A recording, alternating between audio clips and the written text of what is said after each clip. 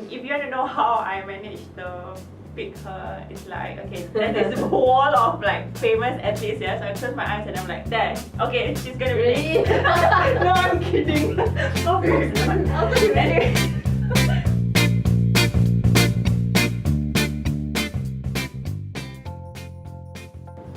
Hi, welcome to another episode of Sports Gala Show.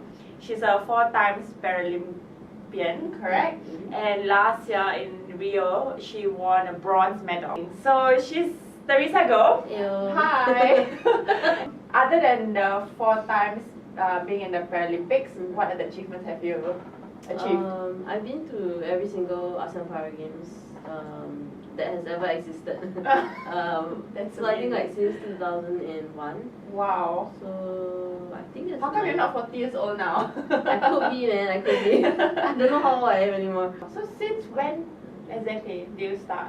I started in '99. Okay. So I was like 12 then. But I mean, I've been swimming since I was 5 lah. So it's just part of something that I've been doing since I was practically since I was born. One of the motivation that made me pick up swimming was you. Really? So have you had people who actually came up to you and say that to you? Like, you inspire me, you motivate me. Like, when you know that you're in a position that, you know, you inspire people, but for you it's just doing what you love. How does that feel? It's a little bit strange, honestly, because all I'm doing is something that I want to do, you know. It's not my main goal to say, I want to do this because I want to inspire people, because it's not my main goal. I just do this because I really like to do this. I like to swim, and it's part of being an elite athlete. Like, you always want to strive for the best, right? You know, you don't get the medal because you say, I want people to look at me. You know, it's not the case. So I mean, it's the same for me, and to be able to do what I love and at the same time have people look at me and want to maybe aspire to do what I want to do, I think it's nice. It's a lot of responsibility. For sure. No pressure lah. No pressure. That's good. It's just really nice to be in the position and really privileged lah, to be in this where I am, to do what I love and to be so lucky to. I mean, all the experiences that I've been through, all the opportunities that I've had, you know, are not to be taken for granted, and it's always something I'm very grateful for. Yeah. That's nice. I'm lucky to be sitting here next to you as well. When is it that you realize that, okay, I want to compete in swimming and represent Singapore in it? I think when I first started, there was this volunteer who told my dad, because he saw me at the pool with my dad swimming. He told my dad that why not bring me to the upcoming swimming championships that was coming up, and my dad said, why not, you know, no harm trying. So when I went there, it was my first competition, but also my first like local meet. It was in Singapore, and I did really well, and I think that allowed things to progress, and I started training under the SDSC team, and I think really things just started going gradually and really smoothly, and I just took things as they came lah, because I didn't like go into it and say, oh, I want to go to the Paralympics, you know. It's always taking it day by day and step by step. So for me, it was really quite a gradual lead into competition. I did it because luckily I was good at it. I think that helps, right? I mean, it's not always easy and smooth sailing, but it's still something that I enjoy doing. And I think go through the doors that open for me. So just opening a door and you taking that step to go through it.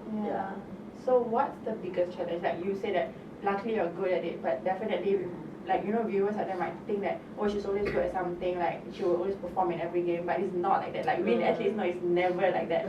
So what's the biggest challenge that you've ever faced? Well, as I was getting better and growing as an athlete, I think the hardest part was balancing it all, because I was a teenager. I really wanted to spend time with my friends and have a social life. Yeah, we don't have life. What is life, man? So it's just kind of being able to juggle that and understand that you are choosing to sacrifice something because you want to achieve something else in another thing.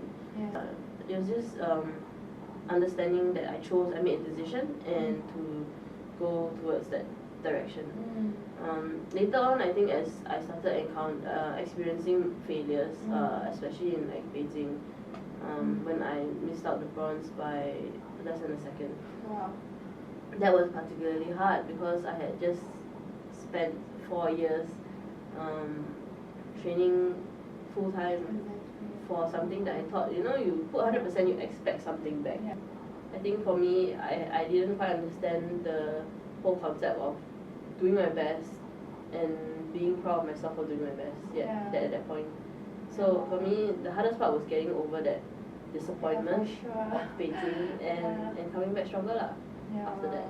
I was close to stopping because it was so sad, Yeah. It was so disappointing. But like there's just that feeling deep inside that I felt I needed to continue. Yeah, wow. Like there's Amazing, just something inside you that you can't describe. It's not people telling you have to give it one more shot, or it's not like something you can hold or tell you for sure you're gonna get something. It's just something deep inside that you gotta try again. Yeah. But to those who don't understand how hard this challenge was, how long was it since Beijing to the day you managed to pick yourself up again?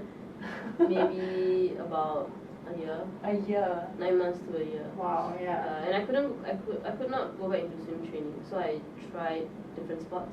I went into powerlifting for about 9 months. Oh yeah, I remember that period. Yeah. So I tried something. What do you mean you cannot go back to swimming? Just being in the water just made me sad. Oh wow. Yeah. And it was just being in that whole environment of the pool was just emotionally negative for me lah. And knowing myself well enough that I knew if I did continue swimming, it would lead to me maybe resenting swimming. Correct. And I didn't want to get that point. Yeah. I didn't want to get to that point of hating swimming or hating something that I love. So I didn't want it to get to that point, so I pulled it back and I said I'm going to try something else and hope that things get better. So what about that day when you had that sort of like time away from swimming and then you went back into training? When I went back, it was That hard. first day, it was hard. It was the lack of stamina and like just feeling a little bit like fish out of water kind of feeling. And it took a while to get back into the whole momentum of training because swimming is not easy. What's your training like? It's about when you say training is hard, like swimming is hard. It's just training. Swimming is hard because it's like you just can't stop moving. But if you stop swimming, if you stop moving, you can't do anything You either go to the bottom of the pool or you like float, right? So that's what I mean swimming is just a constant movement.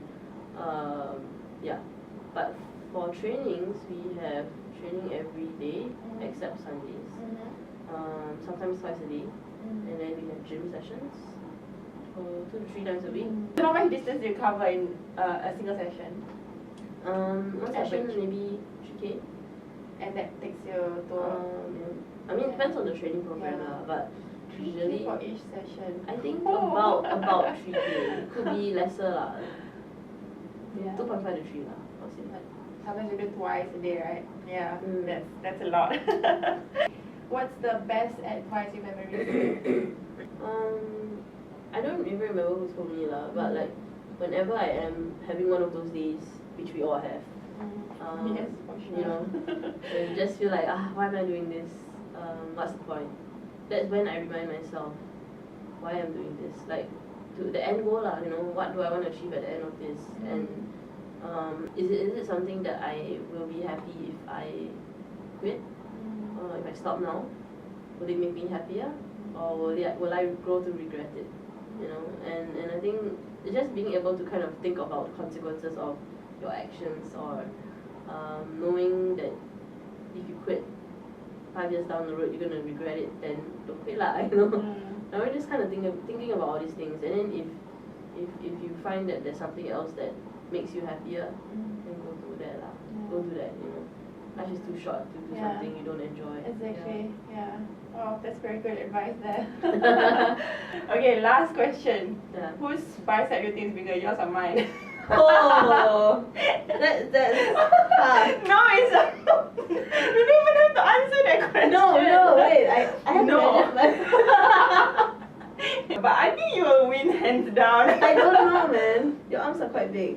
But not as big as you're a swimmer. Okay, let's flex. Okay. 1, 2, 3. Oh my god, look at that! I'm embarrassed by my bicep now. Okay, that's all we have for today. Thank you Okay. so much, Theresa. Thank you. And thank you for watching this show. See you next time. Bye.